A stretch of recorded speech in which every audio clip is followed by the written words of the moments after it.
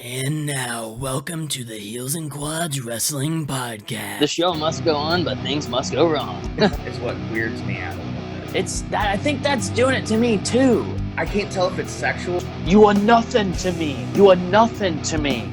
Hulk, And he tells Hulk, "Do I something." used you, Brooke. Yeah. I screwed you. Yeah. You know, if he says something wrong to me, I'm gonna go, "Look, dude, I'm in a big league him." Look, dude. Do you know who I am, and do you know how much money I've made doing it? Yeah. And everybody's just having a good old fucking time here. They're having a great time at That's the Beach. Because it was free. Yeah. Like 1, 2, 3. Yeah. Yeah, like I don't know, maybe He another does it one, like Terry. 3 He or does 4 it, more yeah, times. right. Well, I mean, it's the atomic electron. Wrestling is so fucking stupid, dude. God, I love it. Yeah, now.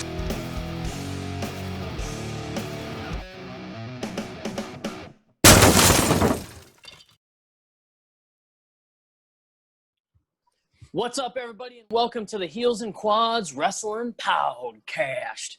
We're back not as usual. It's Sunday this time, right? Sunday Afternoon, yeah.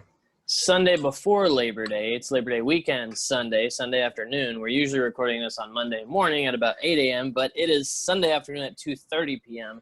at the time of recording. Maybe you're listening on Tuesday. Maybe you're listening on Wednesday. Maybe you're listening 18 months from now. The show lives on. I'm Levi, and I'm with Tommy. Hey, how's everybody feeling? Oh. How's everybody feeling? There it is. There is something here tonight talking about a spirit. Now, this is not a spirit that will make the blind man see. This is not a spirit that will make the cripple walk. It's not a spirit that will make the sick well. But this is a spirit inside everybody here tonight talking about the spirit of rock and roll, New Jersey. Do you feel it? You feeling good? Or you got to pause for a while? A little bit. You feeling good? I know you like to taste the alcohol. What There's is only that? one drink that can do it for you. I can't hear you. I can't hear you. Cold Is that gin. cold? Okay, that's what I was going to say. It's got to be cold gin.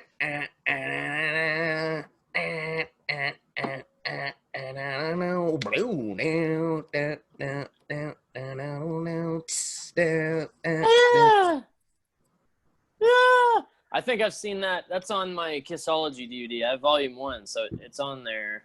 On some there a sets, couple of maybe? times. Am I Yeah. right? Okay. Yeah, that's That's first an early record. song. Yeah, that's what I thought. All right. The debut from Kiss. The debut of Kiss. So we're gathered here today to speak of All Elite Wrestling's latest pay-per-view last night, All Out 2020, the second edition of All Out, the third all pay-per-view. Oh, yes. All In. We revisited All In last week, and then last year we covered All Out 2019, which was what? Jericho and Hangman for the title? That was the main? Yeah. Yep. And then, of course, this was All Out 2020. And it says, I was just looking, we're just jumping right into it this week, I guess, because it's a good show, a lot to cover on it. And my kids are home, so they're running crazy, and they're outside right now, so we got to blaze through it. They're little Hulksters running wild. They were at Daly's Place, of course, in Jacksonville, Florida, and it says the attendance was 700 to 750. I didn't even know if there was that many people there, but they were just so spaced out you really couldn't tell. Yeah. My mom was in town this weekend, and she was like, there's not a lot of people there. And I was like, well, it's not because it sucks. It's because of COVID. Otherwise, they've sold out like every show. So yeah. Literally. Yeah. Especially pay-per-views, especially. Yeah. Like maybe not all TVs, but pay-per-views for sure. The pre-show, the buy-in, if you will, had 2 matches on it. It was Joey Janela defeated Serpentico. Joey Janela had Sonny Kiss with him, and Serpentico had Luther with him with his tongue hanging out. That was 7.5 minutes, and during the buy-in, I was kind of eating dinner. It was on. I wasn't like watching these really. It was a nice pre-show match. It wasn't bad from what I saw. Yeah. It was short and sweet. To the point. And then we got Private Party defeated the Dark Order. I don't remember. It was 5 and 6. Alex Reynolds and John Silver. Is that what it was? 5 and 6 or whatever? Dark 3 Order? and 4? Something like that. Okay, yeah. Whatever. So, I don't know. Whatever numbers they are. Brody's tights have 1 through 11 on them, I know. Yeah. On last night. Yeah, but yeah, Alex Reynolds and John Silver. I got the chilled coffee rolling here. There you go. I got a bottle of Clover Valley. Stopped at DG yesterday and got me a case of water. I had to get some emergency water the other day too. It was well, I forgot on the Walmart pickup order, so I had to make a stop on the way home. You said you put it in at like midnight? What? You put in the order at like midnight, the Walmart pickup order? Amanda did it Friday night. I just forgot to remind her to get water. Because I try to do the pickup and it says it's always booked or something. So yeah, I could imagine over there, even with you guys having like 8 Walmarts in your area. They're all booked. Private Party and Dark Order was good. Another good little pre-show match. Get the ball rolling. And then the show opened with Big Swole defeating Britt Baker in a tooth and nail match. It was 10 minutes even. She defeated her by knockout, I guess, because of the gas. That was the knockout. But, this was one of those COVID filmed matches or whatever. The COVID era is what it's going to probably be known as eventually. But I would have liked to have seen these guys in a ring rather than this. Yeah, it was a little strange for me. It was obviously her dental office.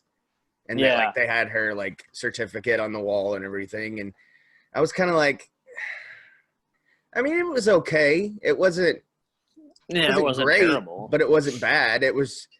I'm kind of surprised this opened the card, honestly.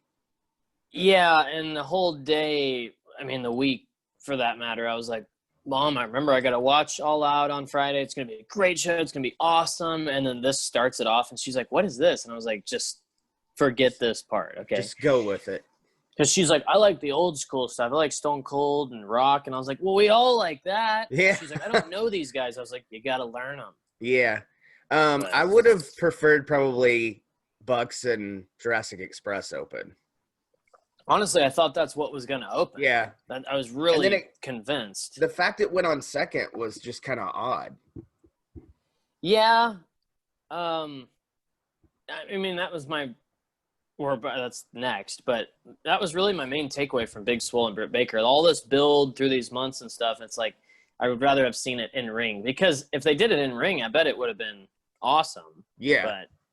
But not that this just wasn't awesome. Let's put it that way. Yeah, it was what it was. It was a good way to end the feud, though. Yeah. And get Britt back. So is she said she was good to go at All Out. Like she's back in ring now. Okay. Yeah, I guess what I took away from Tony Khan's after show meet the press kind of thing was basically it was to ease her back into in-ring action. So this was a good way, pre-tape it and get it to where make sure she's good to go. Yeah, makes sense. No big spots or anything that can really go wrong here. So. Right. And then, as you said, next up was the Young Bucks. Matt and Nick Jackson defeated Jungle Boy and Luchasaurus with Marco Stunt, Jurassic Express, 14 minutes and 50 seconds. I thought this was a pretty good one. It was a little slower than a normal Bucks match, maybe. Mm-hmm. Not as constantly flying around, but it was a damn good match. I was entertained it was really for 15 good. Minutes. Yeah, and it didn't feel like 15 minutes at all. No, it felt like 8 or something. Yeah, this could have easily went another 5 minutes or so. Yeah, of course they left room for later on with the other tag match, but I thought this was a real good one. The Bucks are kind of on that Matt's getting that he's just being a dick, So it's like they're hinting at. That's the only way I can put it is he's kind of being a little more like ruthless aggression. I want to see ruthless. Anyways, yeah, he's being a little more ruthless. And you watch BTE stills. I haven't seen it in a while, but is that happening on there too? Yeah, I think it's kind of going with the fact that they just kicked Hangman out of the Elite, and they're not gonna. It's almost like they're not gonna. Yeah, they're not gonna take any shit from anybody anymore. They're done playing games. Yeah. So you're tired of being the nice guys. Yeah, you're starting to see that. Okay, it's time. We're the Young Bucks. We're the leaders of this tag division. It's time. We need to win this match. No more flipping and flopping when we don't need to. Let's get to the point. Win this match. Move up in the because they really drove that home. That fact. We're trying. Whoever wins this match moves up in the rankings. So are they number one contenders now? Is that how that was? Or I'm not sure. The rankings will come out. When do they usually come out? Tuesday, I think. Something like that. Something before Dynamite. I think before Dynamite. Yeah. Maybe even Wednesday afternoon. But I'm assuming this is that slow build to them evenally taking the titles from FTR. So do you? Obviously, that's for anybody who hasn't seen or anything. FTR is obviously the tag champs. Little spoiler. We'll talk about that later. But we've been talking about this. I mean, everybody. We didn't have to tell you that it was going to happen. It's obvious. But is it Full Gear? Is it Revolution? Is it Double or Nothing? I mean, what do we? Full Gear maybe too soon? I think they should do it. I don't think they'll change the titles. Maybe they'll have. Maybe it's a series. Yeah, they'll have a match at Full Gear, maybe another one on Dynamite down the road sometime.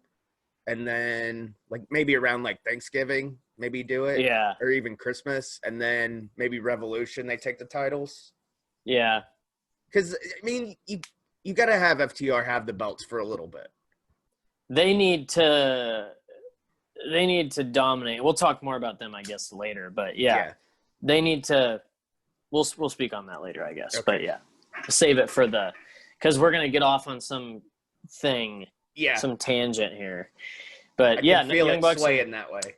That's why I'm like, Young Bucks and Jurassic Express was good. It was worth every bit of the 15 minutes that it took. And then they rolled out the 21-man Casino Battle Royale next, and they said they did a different rule. This is the first time they did it like this, right? With the whole. Drawing the cards, you got the spades group, the diamonds group, the cloves. That started at the first Double or Nothing. They did it that way? Yeah. Oh, they even had. I guess I just didn't pay attention. Because they had the little vignettes where Jake was the dealer of the cards. Do you remember that? Oh yeah, that's right. Okay. Yeah. All right. Maybe I don't know. I guess I just noticed this last night, so it's new to me. But, of course, they say the Joker is the final entrant, and they said it's a big surprise. So it's like, okay, obviously someone new is debuting. Yeah. And, 22 minutes and 15 seconds. Matt Sydal was Evan Bourne. Matt Sydal was the Joker guy. He comes in, and he immediately botches his shooting star. Ugh. That was just kind of a rough, his first move in AEW, and he botches that. Shit happens. I mean, whatever.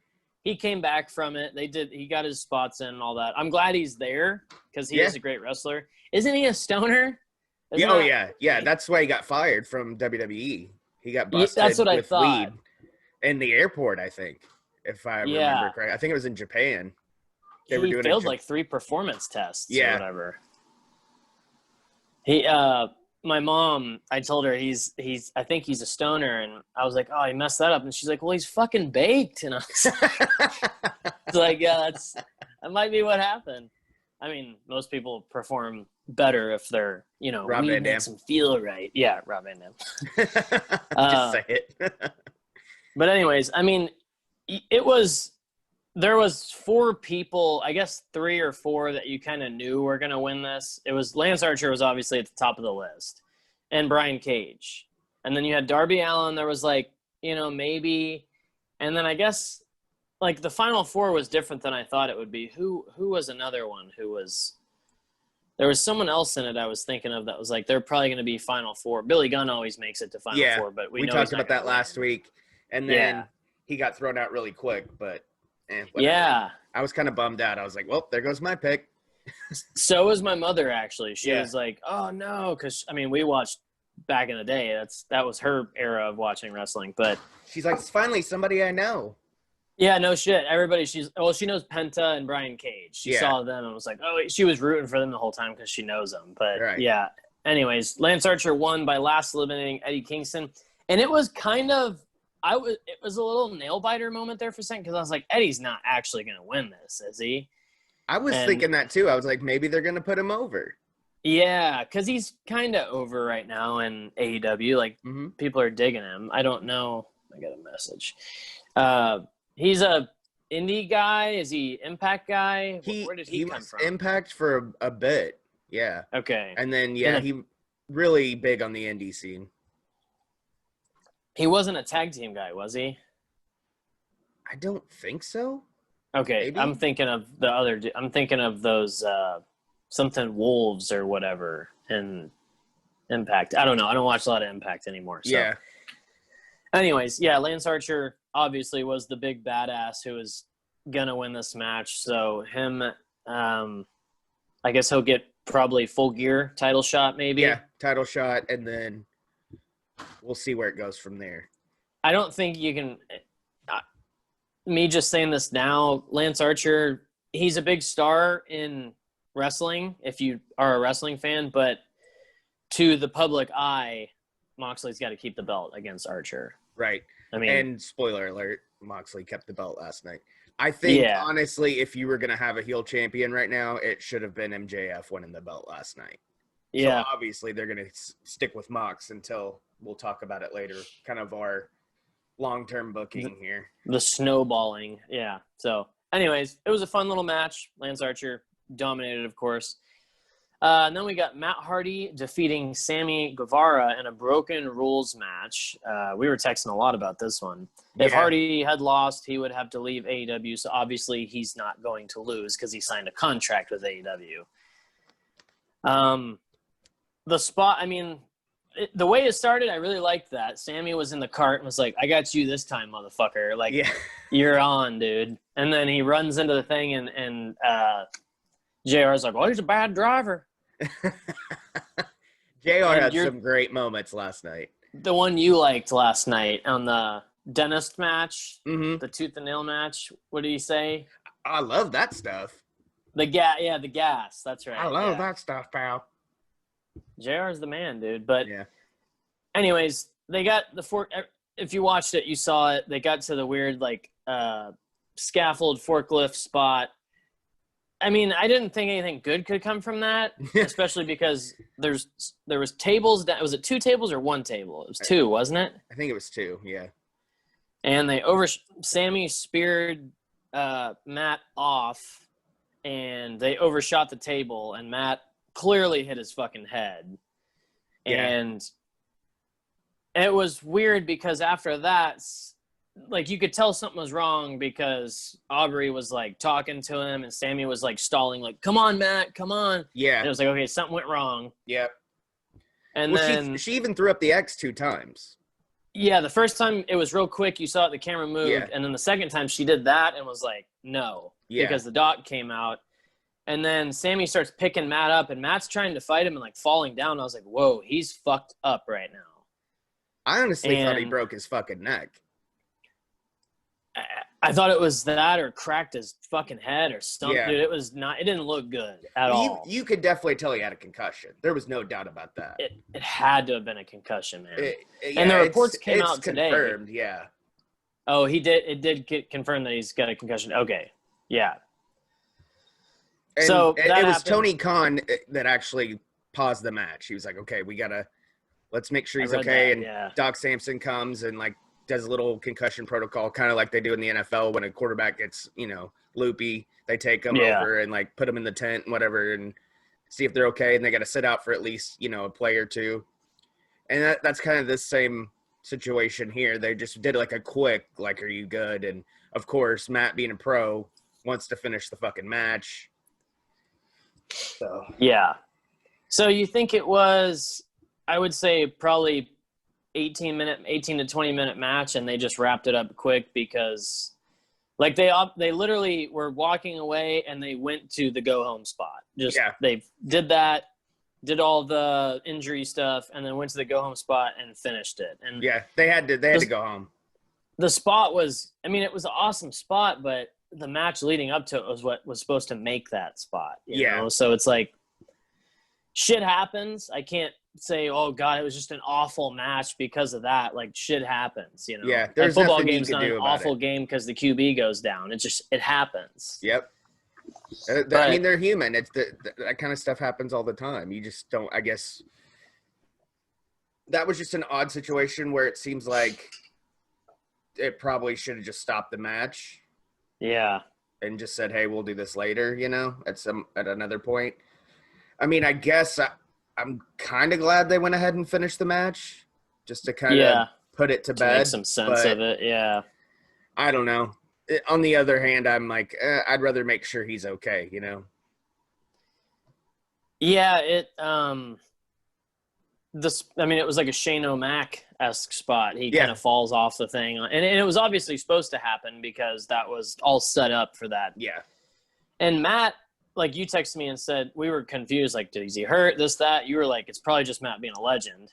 Yeah. Which is pretty much what it was, I guess. And it seemed like at the end of the match, he was all in his character, acting normal, so maybe he was just gone for those 5 minutes, or I don't know. Yeah, it rung his bell, and then he kind of came out of it, but I'm sure he was still – I mean, anybody who has had a concussion, you know how much it hurts.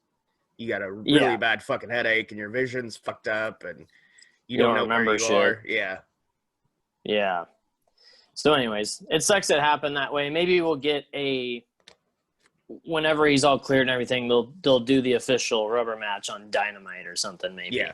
It would make a great Dynamite match. Yeah, or Full Gear. You can stretch it out. And then up next, we got a match we were both looking forward to big time, especially because Thunder Rosa, 3-time guest alum, made it to a big show. I mean, she's been on NWA doing all that, but this is like another big league match for her. It was Hikaru Shida defending her title against Thunder Rosa. Shida won 16 minutes and 57 seconds. It was NWA Women's Champ versus AEW Women's Champ. So it was kind of a big match. It was a great match. I mean, it was the match of the night, man. And it's not just because, you know, there's a little bias for me, but but still, I mean, it doesn't matter. It was the fucking best match on the card. It was great by far. I mean, it was technically sound. They did, you know, they both got their spots in. I mean, honestly, I thought there was a chance that Thunder Rosa was going to win that match. I was really hoping for that. Yeah, I mean, I get it. She's under contract with NWA. You know, Billy Corgan just kind of lent her out. Because, you know, AEW really didn't have anybody in that spot to – and I think, honestly, more than anything, I think it was they wanted to showcase Shida, and they wanted somebody they knew could put on a good match with her. And I'm almost kind of thinking maybe Sammy helped Thunder Rosa get her foot in the door there because of their – He worked for a Sabotage, right? Yeah.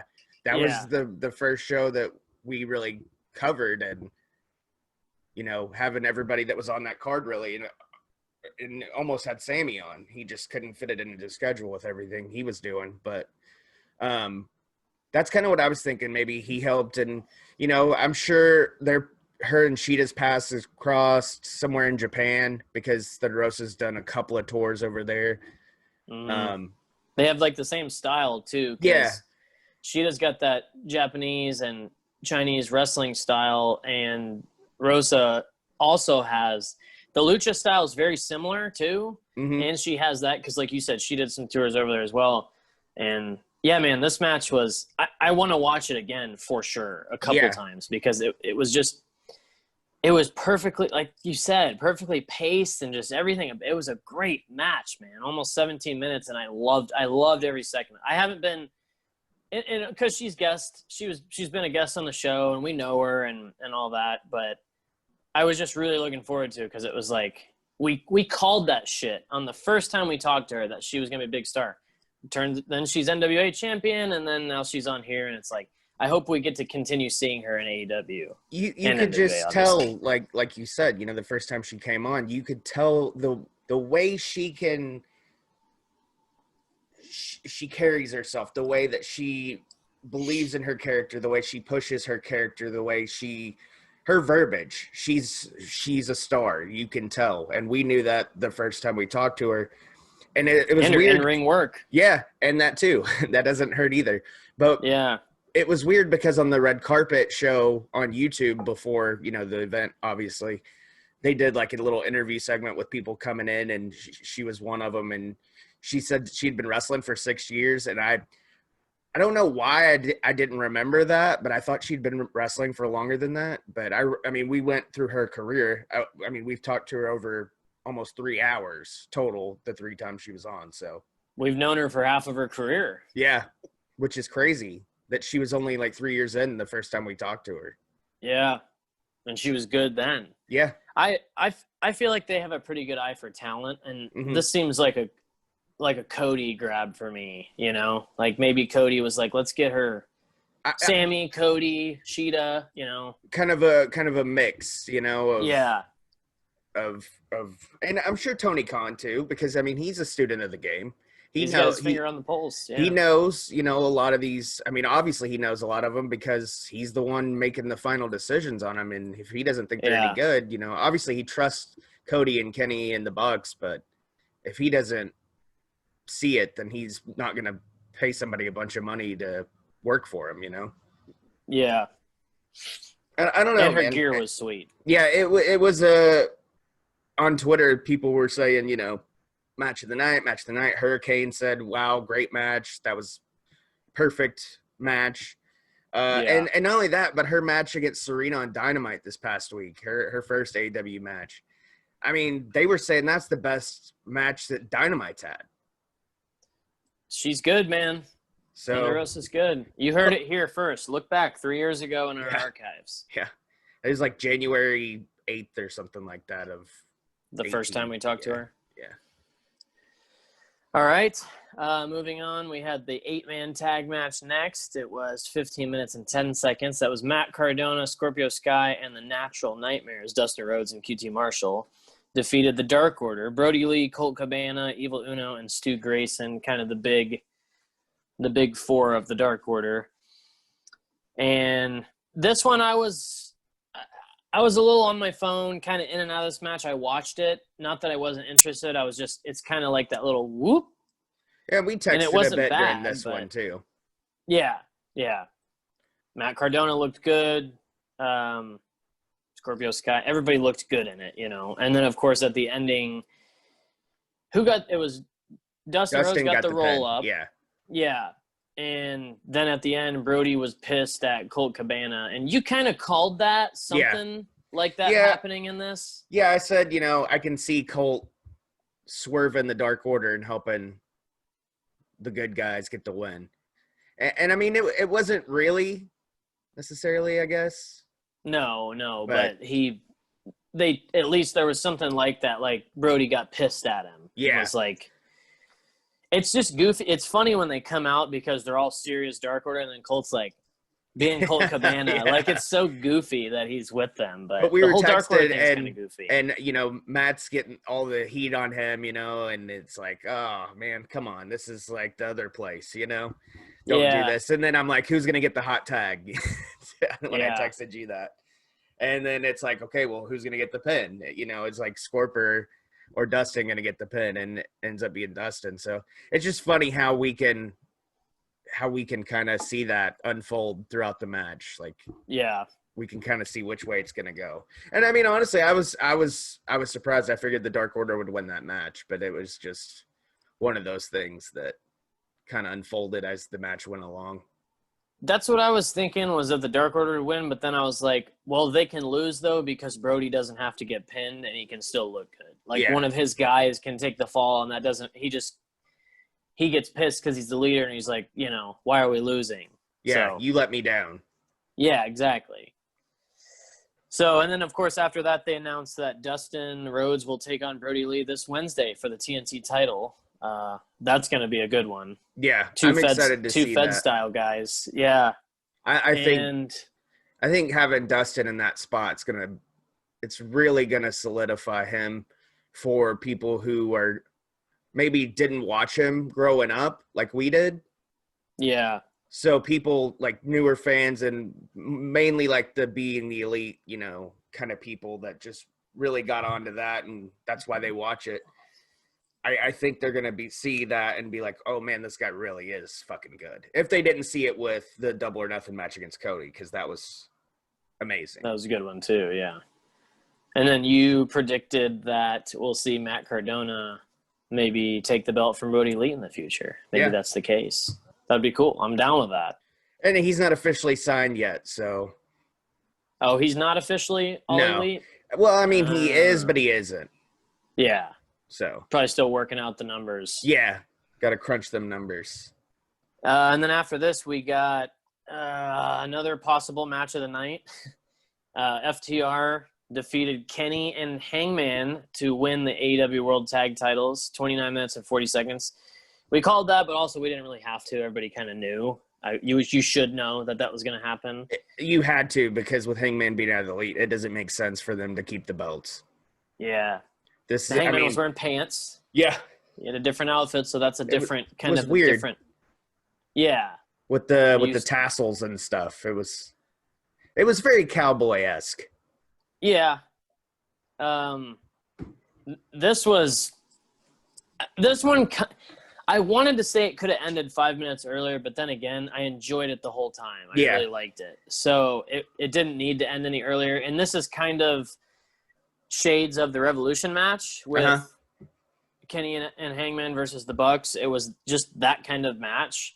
But you got – and they really push it on commentary too, FTR being the old school Southern style wrestling. Like they're literally old NWA wrestlers, man. Yeah. It's Tully and Arn, like you've said. Tully and Arn, yeah. And with Tully being in the corner, it makes even more sense now. And it's another one of those good moves too. When you think of it from a business aspect, is people know Cash and Dax from the Fed.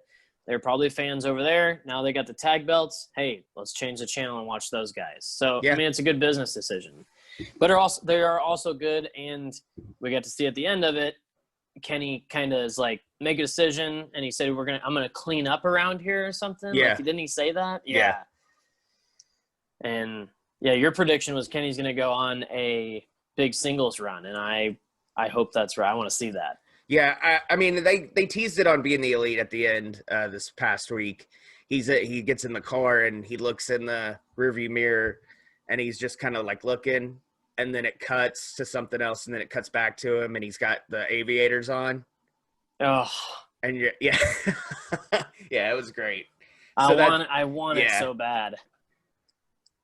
That's the Kenny we all love and know. I mean, we love him anyways, but I can't wait. I want the cleaner to come back and get that title shot. I want the long hair extensions and everything. Like I want the whole shebang. Yeah, man. Sweet ass trench coat, toothpick, all that stuff.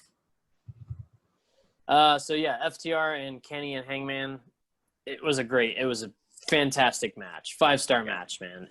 And like you said, I'm kind of with you on that. It might have been better than the Bucks and Kenny and Hangman. I really liked it. Yeah, a lot. I thought it was great, and like you said, Cash and Dax are tag team specialists. So, I mean, it was a really, really good fucking tag title match, and the fact that it was a half an hour, and it didn't feel like a half an hour. That's tag team wrestling.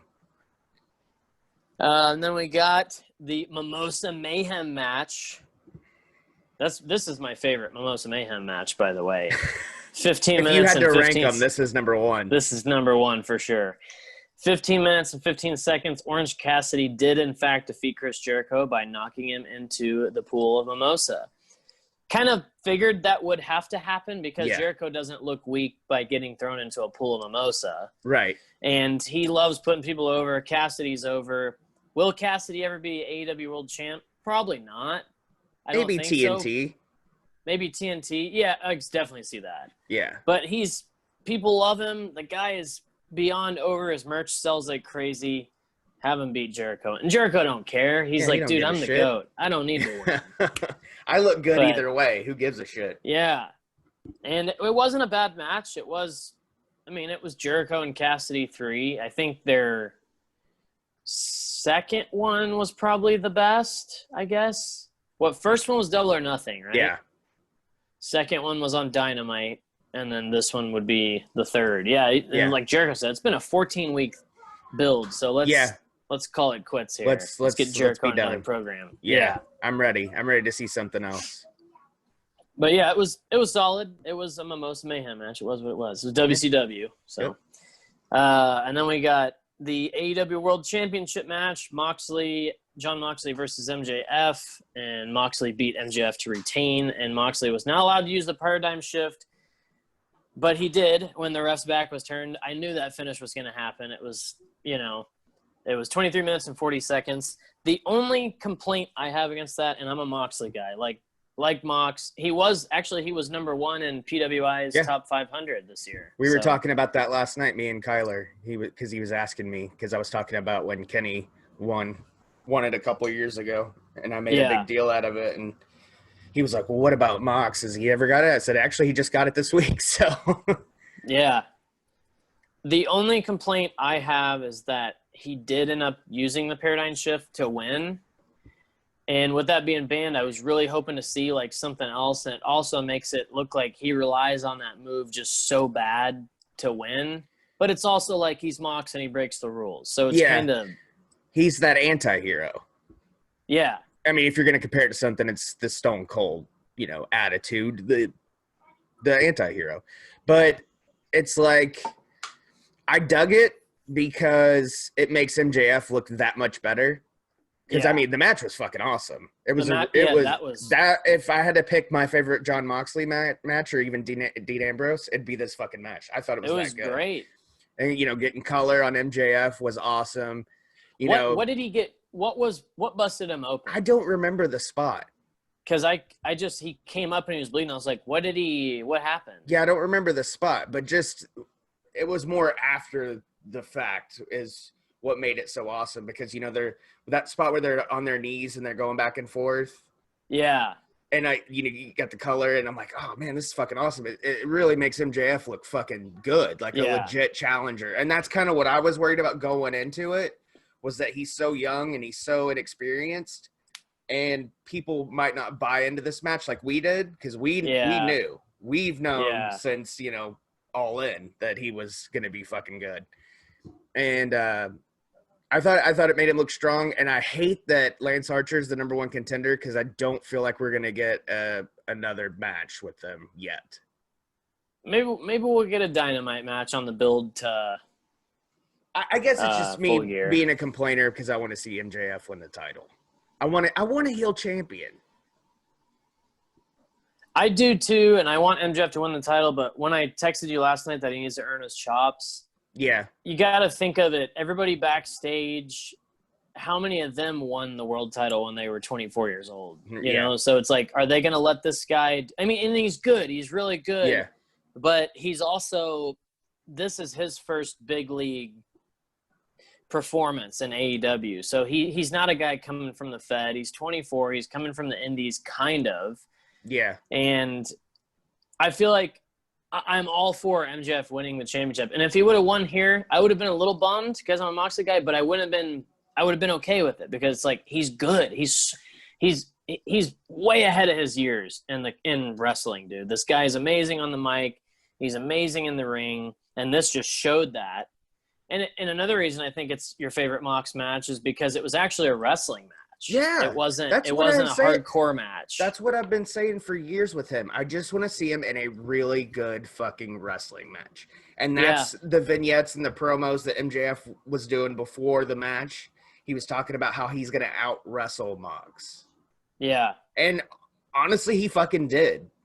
He did. It was good, and man. that to drive it home with your point, Mox has to pull out the paradigm shift because he can't out-wrestle MJF. He had to use that move. He had to go to dirty tactics, dirty deeds, if you will, and bust that move out, if you will, to get the win, to retain the title. I thought it was good storytelling in the match. That's fucking storytelling, dude. Yeah, it was really good. You got to wonder if that's where you can get your follow-up match is on Dynamite. He comes up with his lawyer, they run the footage, and he says, "You still did it. We get to have a rematch on Dynamite." And then maybe Mox beats him with the chokehold or whatever. Almost kind of like Piper Hogan-esque from Starrcade. Yeah. When they're like, "Oh yeah, roll the tape," and then the tape cuts out, when Piper's got Terry in the sleeper. And that's how Piper ends up getting his rematch at Super Brawl. It's that whole thing, and it's been doing it for years, but that's just the first thing that popped into my head. So yeah, you can get time out of it. And plus Full Gear is 3 months away or 2 months away. So is it you still got November, a ways. right? November, yeah. Yeah. You still got a ways to go on that one. And then before this match, they did show the Full Gear preview. Let me see the exact date on Full Gear. But yeah, it was a MJF and Moxley was 5-star match, man. Yeah, it was great. It was really good. November 7th. Okay. Yeah, so you've got, all of September, all of October. 3 months exactly. It's only the 6th, yeah. So you've got a full 3 months to build it. Honestly, maybe they save Archer for Revolution or something. Or he gets a title shot on Dynamite at some point and maybe do MJF again. Maybe that's their competitor against NXT on a big night hey, NXT's doing something big, so let's do Archer and Moxley tonight or whatever. But NXT's been on Tuesdays lately. What's up with that? It was just last week. It's this week again. Oh, it is on Tuesday again? Super Tuesday too, yeah. That's Weird. what I said, I think. All right, well, let's wrap this up because people are getting rowdy in the background. All right, well, watch All Out. It was amazing. We're looking forward to Full Gear. Follow us on Twitter, Heels and Quads Wrestling Podcast on Instagram. I'm Levi Zindel. You can find me places.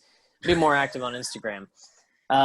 You can go to fullyloadedchew.com and use coupon code HEELPOD10 to save 10% on your order. Some delicious non-tobacco chew over there. CollarNoboBrand.com. Use coupon code Heels and Quads in all caps at checkout to save 10%. ProWrestlingTees.com/Heels and Quads. That's where you can buy our merch at. Our Patreon. Become a Patreon. We'll do a drink along. We'll do watch alongs. We'll have a lot of fun. We'll do a Levi's live jam session. Talk about that. We can do all kinds of fun stuff. You sing, I play guitar, whatever. That'd be awesome. We can have fun on Patreon. We'll have the patrons pick a song to sing and you play. They got to do it ahead of time so I can learn it. But yeah. I got to learn the song. But yeah, one more thing before we go. Pro Wrestling Tees, if you're listening on Sunday, if you're listening tonight, or early Monday before noon Central Time, use code Labor Day and save 20% on ProWrestlingTees.com/Heels and Quads. Is that same with Shop AEW, or was that just last night or whatever? It's the same. I think. Okay, yeah. I mean, it is the same. Yeah. It's just a different page. Yeah. A different name. They think they're slick. We're onto their gimmicks. Yeah, because it still takes all that time to make the shirt and send it to you. Like, you figure they'd print them by now, but you would. Anyways, all right, we will talk to you guys next week with something. We're in September, so maybe we'll do a September show or something. Unforgiven. We'll look at it. Fall Brawl, something. Yeah, we'll figure it out. Yeah, we'll figure something out. We'll talk to you guys next time. Until then, tell your friends. Tell your enemies. Bye. Bye.